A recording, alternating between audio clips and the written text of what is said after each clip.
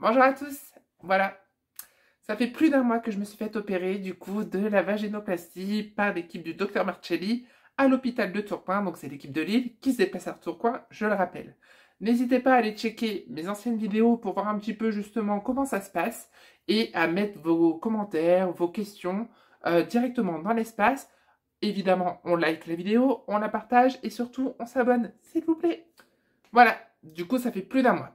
On est même quasiment à 2 mois, mais pour dire de vous faire un petit topo et pour dire d'assurer un peu la vidéo, pour dire que ce soit beaucoup plus simple, ce que je vais faire, c'est que je vais découper de cette manière-là, je vais faire que un mois pour l'instant. Et vous dire plus ou moins au bout d'un mois comment ça s'est passé. Alors en fait, je suis rentrée chez ma maman, je suis pas rentrée directement chez moi faire ma convalescence. Et donc chez ma maman, évidemment, j'avais le grand luxe, hein, elle m'a laissé son lit, son immense lit, j'avais toute mon installation qui était possible. Et donc du coup, à savoir que je me suis installée de la manière suivante parce que ça a été compliqué quand même pour moi les déplacements et surtout le fait de m'asseoir. Ça a été plutôt difficile. Malgré la bouée, j'avais de fortes douleurs. Alors en même temps, j'ai pas été très sérieuse au niveau des antidouleurs. Comme je suis pas forcément très médicament, j'allais toujours au plus loin pour dire d'éviter un maximum de médocs. Mais toujours est-il, voilà, ça a été un peu douloureux. Donc du coup, je suis restée pas mal alitée quand même en essayant de marcher. En fait, j'alternais entre coucher et marcher, mais j'évitais d'être assise.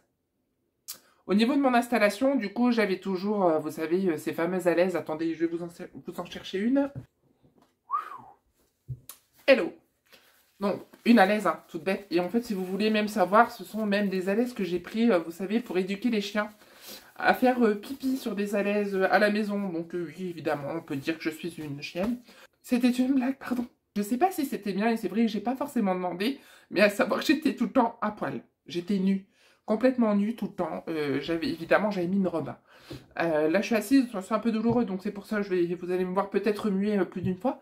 Mais du coup, voilà, en fait, j'étais toujours nue, je voulais pas de culotte, je voulais pas de... J'avais trop peur, en fait, de mettre, par exemple, vous savez, des serviettes hygiéniques où c'est blindé de conneries à l'intérieur, et j'avais vraiment trop peur. Donc, j'étais complètement nue tout le temps, en permanence, et donc, du coup, s'il y avait des écoulements, c'était sur la laisse.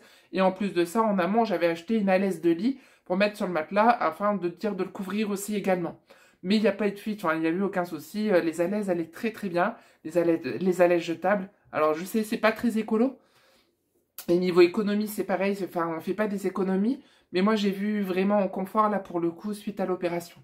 Pour dire de dormir, j'avais extrêmement de mal, évidemment, à avoir la couverture sur moi et à pouvoir me déplacer. Donc ce que j'ai fait, c'est que j'ai pris une double couverture. Une pour mes jambes et une pour le haut de mon corps, en laissant, on va dire, un maximum à l'air libre.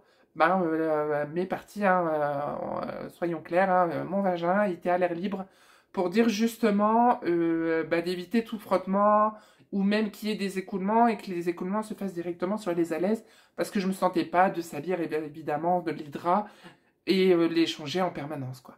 Oh, je suis en train de loucher, je pense que je suis fatiguée, je suis en train de loucher. Enfin bref, on s'en fout. Mon installation, donc à savoir que j'ai fait toutes mes dilatations dans le lit directement et aussi ainsi que les lavements. Comme j'étais sur la laise, je faisais même les lavements sur la laise, ça allait très très bien, elles sont ultra absorbantes et il n'y a jamais eu de fuite, vraiment. Et si vous n'êtes pas trop clair, c'est pas grave, vous mettez 2 alaises, ce qui fait que votre lit ne sera jamais mouillé.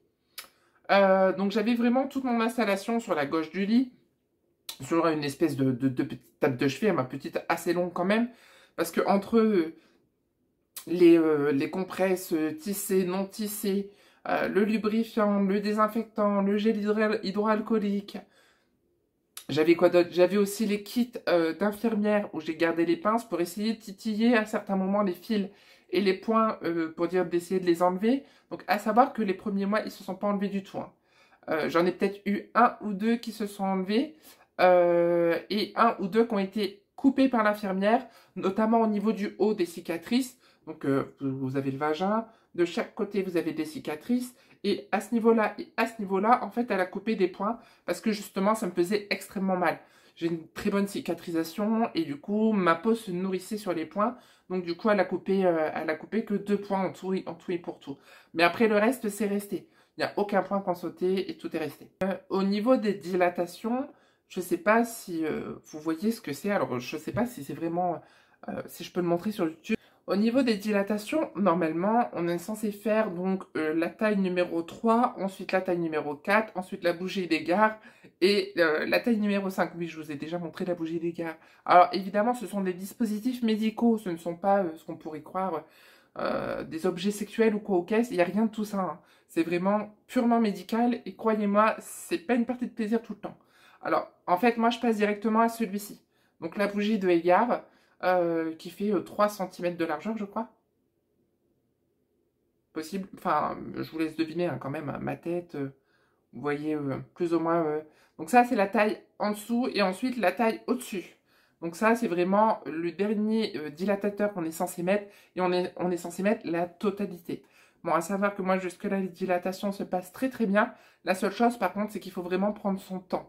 Parce que c'est vraiment... Ça peut être douloureux si on va trop vite ou même enfin si on force un peu trop. Donc, il faut vraiment y aller doucement. Il faut vraiment prendre son temps et y aller avec douceur. Voilà. Si vous devez mettre 1 heure pour une dilatation, mettez 1 heure. De toute façon, cette opération, vous savez déjà d'avance qu'il vous faudra du temps. Jusque-là, je n'ai loupé aucune dilatation. Il faut être hyper respectueuse. J'ai même été trop, parce qu'en fait, moi, au début, je vais les poser, je reviens. Donc, au niveau des dilatations, moi, j'étais même un peu trop loin. Je me suis dit, il fallait que j'en fasse 4 par jour. Et B.A.B.A., enfin, un peu mathématicienne, je me suis dit 24 divisé par 6, divisé par 4, ça fait 6. Donc, je faisais des dilatations toutes les 6 heures. J'ai commencé à 6 heures du matin, ensuite midi, ensuite 18 heures, et ensuite minuit.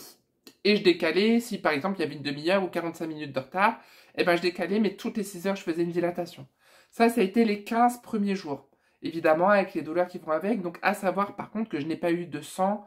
Et j'avais des croûtes, des espèces on va dire, de bouts de peau un peu jaunâtres qui partaient, évidemment. Mais en dehors de ça, je n'avais pas de perte plus que de mesure. J'avais énormément de fibrine, par contre. Et je vais revenir sur les fibrines après. Je vais d'abord finir ce que j'étais en train de dire. Donc, au niveau des dilatations, 4 par jour, et j'ai fait ça pendant 15 jours. J'ai revu les infirmières, et l'infirmière m'a dit non, vous arrêtez ça parce que sinon vous allez vomir, et vous n'allez pas du tout supporter le rythme. Des 4 dilatations, vous en faites une le matin, une après manger le midi, une dans l'après-midi, et une avant d'aller vous coucher. Basta. Elle dit, après par contre, voilà, si vous allez vous coucher à 10h30 ou 11h du soir, le lendemain matin, c'est 7h. Si vous voyez qu'à 7h du matin, la dilatation est compliquée, eh bien, on recule d'une demi-heure. On va faire 6h30, etc., etc., etc. Et elle me disait, bon, soit vous êtes plus du matin, soit vous êtes plus du soir, mais en tout cas, vous faites ça. Je reviens maintenant par rapport aux fibrines. Ce que je disais par rapport aux fibrines, c'est que j'étais blindée de fibrines, mais vraiment une quantité astronomique. Alors, je me lavais 2 fois par jour parce que la fibrine, faut pas la laisser. Faut vraiment l'enlever au maximum. Mais moi, j'étais hyper focus là-dessus, donc c'est vrai que j'ai beaucoup nettoyé. Je vous dis, 2 fois par jour, donc c'était hyper contraignant. Le protocole de soins que j'ai eu de la part d'un des chirurgiens a été de nettoyer les plaies avec de la biceptine. Sauf que quand j'ai revu mon infirmière qui me nettoyait à la biceptine, au bout de quelques jours, elle s'est dit, il y a un souci.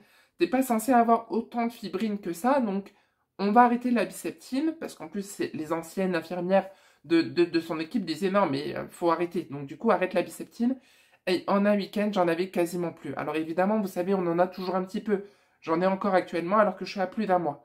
Mais c'est pas grave, c'est pas en immense quantité. Donc voilà, surtout, pas de biceptine. Faites attention, juste de l'eau, du savon, et c'est très bien. En tout cas, c'est ce qui m'a été conseillé, et c'est ce qui a fonctionné chez moi. Par rapport au lavement, petite chose aussi qu'il faut savoir, et quelque chose que j'avais pas forcément pris en compte, c'est qu'il faut absolument que votre sonde aille jusqu'au bout, au maximum de votre cavité, pour dire de bien nettoyer la totalité de votre cavité vaginale. Alors, vous allez voir, quand vous allez mettre la sonde, peut-être pas sur toutes, mais en tout cas sur moi, ça a fonctionné comme ça. Quand vous mettez la sonde, il y a un moment, il y a un blocage. Mais en fait, c'est l'anneau de cicatrisation. Et bien, il faut forcer légèrement. Alors, c'est pas extrêmement douloureux, ça fait une petite gêne, mais parce que moi, tout est sensible, vraiment tout. Hein. Du clitoris jusqu'à l'entrée de la cavité, jusqu'au fond de la cavité. Il n'y a que les grandes lèvres qui ne seront pas, on va dire, sensibles, où j'ai pas de sensation encore, mais ça peut arriver en même temps d'ici quelques mois. Mais après, tout le reste, par contre, j'ai des sensations partout. Mais du coup, voilà, il faut vraiment mettre la sonde au maximum et avoir cette petite gêne. Essayez de forcer légèrement et vous allez sentir un peu croquer, comme un petit crack, mais pas douloureux. C'est juste cette sensation. Et c'est seulement à partir de ce moment-là où j'ai saisi que j'étais au fond de la cavité vaginale. Donc, moi qui est plutôt pas mal, je dirais, dans le sens où bah, j'ai mis tout le grand dilatateur qui fait à peu près 18 cm. Je vous avoue qu'après un mois, l'évolution n'est pas non plus extrêmement flagrante. J'ai eu énormément de difficultés à marcher très longtemps. J'ai eu énormément du mal aussi avec la voiture. J'ai eu énormément de mal, enfin voilà. Et pourtant, je ne suis pas douillette, je ne suis pas chéchette. Enfin, j'ai pas peur d'avoir mal pour dire d'avancer. Donc du coup, enfin, je me suis forcée évidemment, j'y suis allée. Hein, il me semble que la deuxième semaine, j'étais retournée sur l'île pour aller voir mon frère en voiture, alors que j'ai à peu près 1h40 de route. Je me suis pas laissée aller pour autant, mais voilà. Il faut quand même s'accrocher, mais c'est supportable après. Si vous prenez aussi les antidouleurs qui vont avec, moi j'ai pas forcément voulu les prendre, je peux m'en prendre qu'à moi-même aussi. Mais voilà. Aussi petite anecdote, prenez une bouée Mastoc. Pourquoi? Parce que j'étais sur le retour au bout de 4 semaines. Hein, c'est à peu près arrivé au dernier jour du mois. On revenait de l'île. Et le pire, hein, c'est que tout juste avant, je disais, ah là là, la bouée, je suis trop contente. Elle va hyper bien, elle est hyper solide, elle n'a pas pété. Elle a explosé dans la voiture sur le retour. Mais quand je vous dis exploser, elle a explosé. Je me suis retrouvé le cul par terre. Enfin, par terre, on s'entend, dans la voiture. Mais je me suis retrouvé du coup le cul à même le siège. Elle a explosé dans la bagnole. Donc, prenez une bonne bouée, ou au pire des cas, prenez une bouée de rechange. Chose que je n'avais pas. J'avais prévu de base de vous parler plein de choses, mais j'ai oublié mon document. Et du coup, je sais même plus ce que je dois vous dire. Ah, j'ai pas revu le chirurgien par contre du mois pour l'instant. Et je le revois en fait que le 28 mai. Donc, je me suis fait opérer le 25 mars et je le vois le 28 mai. Voilà. C'est la seule chose que je peux vous dire. Par contre, vous avez un très bon suivi de la part des infirmières tous les 15 jours. Vous allez sur l'île et vous allez faire vérifier. Et contrôler justement l'évolution de la cicatrisation. Voilà.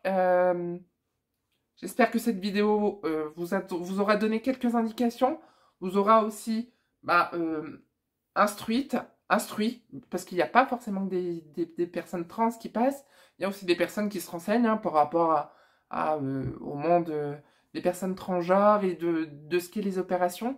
J'ai aussi mon entourage. Je remercie par contre si infiniment.